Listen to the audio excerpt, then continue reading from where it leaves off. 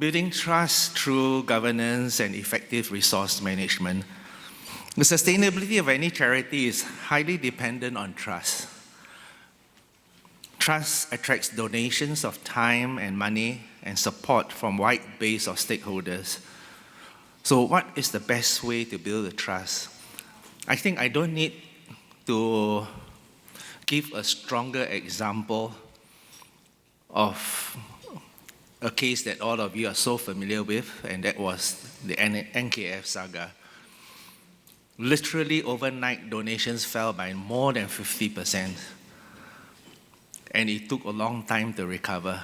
So all the hard work, all you need is just one event that is going to cause a damage that takes a long time to repair, and sometimes you just cannot recover from it. So what is governance? It is how the organization conducts its affairs and manages its resources. It is therefore includes the process of decision-making and the process by which decisions are implemented or not implemented. This is often not appreciated, and some charities see governance as a set of prescribed rules and a checklist to follow. Charities must move away from having this mindset and adopt good governance practices as part of its DNA. 3 pillars of good governance, and that is transparency, accountability, and sustainability. Of course, you can get a textbook and there'll be many more chapters on it, but I think if I don't emphasize on something simple like the 3 pillars, then I think it's difficult for you to have a good takeaway from this session. I'm going to pose more questions and leave it to the panel later on for you to raise your questions on this subject. Transparency. Why do your organization exist? What is it that you tell the public, your stakeholders, the purpose of your existence? So integrity is, does your action matches your words? Because transparency helps to show the degree of your integrity, and this is indeed a very big subject. Earlier on in my speech, I gave an example.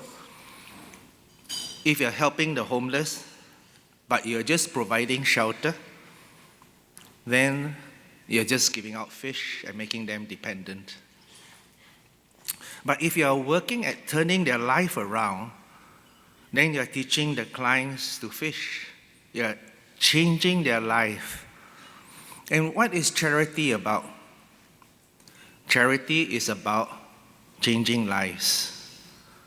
So for example, if you're running a nursing home, what is being done for your patients? Are they just there, waiting for end of life?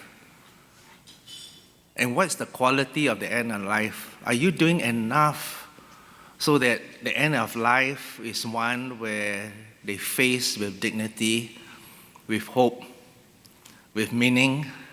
Or are they just lying there with very little programs, and it ends up you're running nothing more than a death house? So if you promote yourself as a nursing home, ask yourself, what is it all about? What's the nursing home about? Are you changing or making the life of your clients better?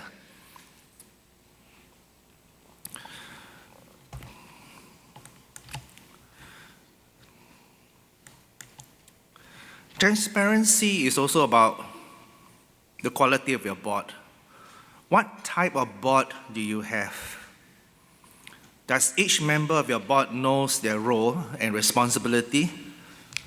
Are the majority of your board members merely body counts? Looks very good, my board has 15 members. But in reality, the operation is all left to chairman and probably 2 others.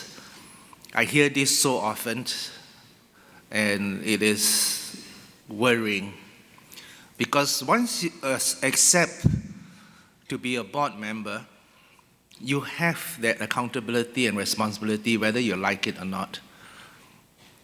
There's no such thing as defending yourself by saying I'm non-executive, I'm just there, I don't know what's going on.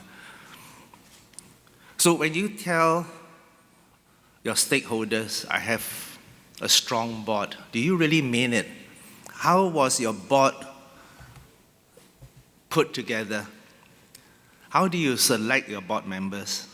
Or is it a place where it's very camaraderie and it's who knows who and they get appointed and they come once a quarter, have a good lunch, good chat, sit through some presentation and off they go? Is your board collectively the conscience ensuring good oversight of the organization, making sure governance is in place and is functioning well? These are questions that you need to ask yourself. Are individual board members willing to be held out for their role? For example, the chairman of your IT committee has to be accountable for poor IT security. The chairman of your building works better have some answers when defects in your extension building begins to show up. Was there proper supervision? What was put in place? Are the majority of board members just quite happy to remain in the shadows?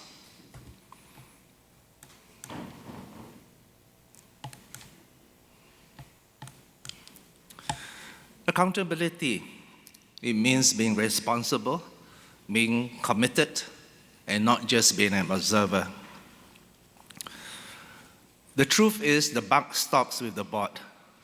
Board members are remote from the operations, and therefore this statement may cause a little bit of alarm to some board members. But really, the board members has the responsibility to provide oversight of governance. Do board members prepare for meetings and question the progress or lack of progress in the organization, in its execution of mission and vision? Do board members collectively see themselves as accountable for the organization that they're overseeing? It begins to fall apart when the majority of board members are disinterested and leave much of the work to a few office bearers. Then there is no check and balance. Do board members have the courage to question poor or bad decisions? Or do board members put on blinkers when questionable decisions are made? From experience, I see many cases that very good people, good board members, didn't like what they see in the organization.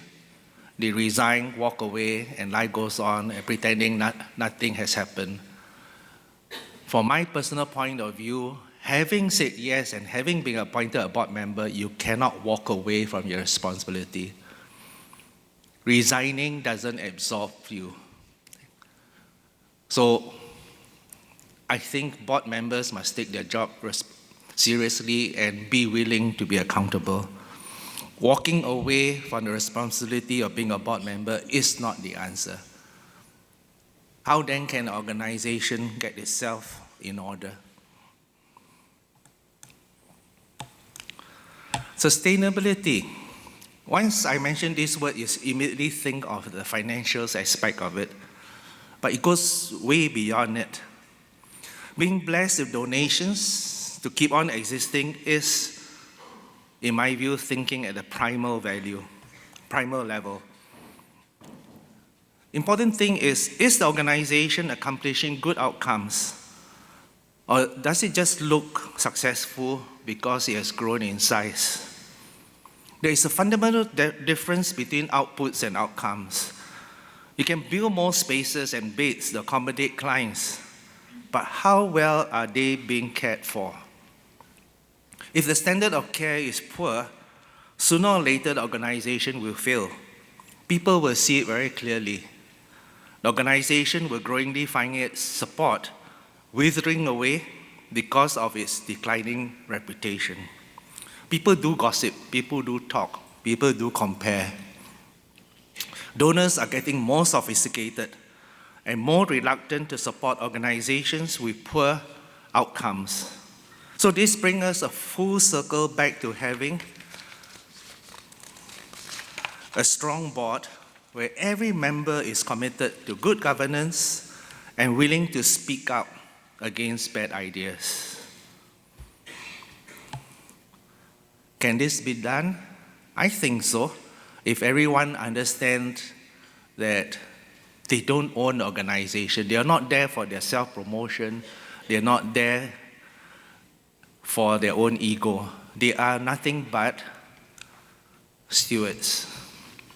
It's all about the people you serve. The bottom line is we are mere stewards of our organization. Support is given for the benefit of clients. And as stewards, we must be responsible to ensure that there's good governance and that the resources are properly used for the good of our clients. So go beyond the very simple way of looking at it. There's so many examples over the last 30 years that I've been involved with. One that I always like to quote, almost 25 years ago, I was involved in an organization. I left it quite promptly after we organized the first major event of bringing a whole lot of seniors for a day out. The emphasis was on numbers. They just wanted to be able to tell the public that, oh, we brought how many hundred senior citizens from so many dozens of homes to this place that they have selected for a day out. And because of the size, they feel it will attract publicity. It is big enough for the media to be interested to come. It's big enough to have an important guest of honor. Not once in the discussion did they even think about the discomfort that the senior citizens would experience in traveling all the way from Jurong to somewhere in the east. And I participated in the event, and after the event, I said, this is not what I want to be a part of. They all arrived looking tired. They all queued for the toilets. And those of you who work with senior citizens from the home, you know it takes a long time to clear the toilets. An hour will easily go by. Then they queue for breakfast, and that takes a long time too. Then they have a movie show. Then they queue for lunch. Nobody really asked them whether they enjoyed themselves. At the end of the event, you have to pack them up in the coaches, and then they head for the long journey back to their respective homes. And the committee members were patting on themselves on the back for the huge turnout, a great event. And really my conscience troubled me. We never really thought about the seniors that we are supposed to be looking after on the event. So don't do that. Today, your stakeholders are well informed. They're watching you. The integrity is very important. Are you helping people? Are you turning life around? Or are you just there to look good? Thank you very much.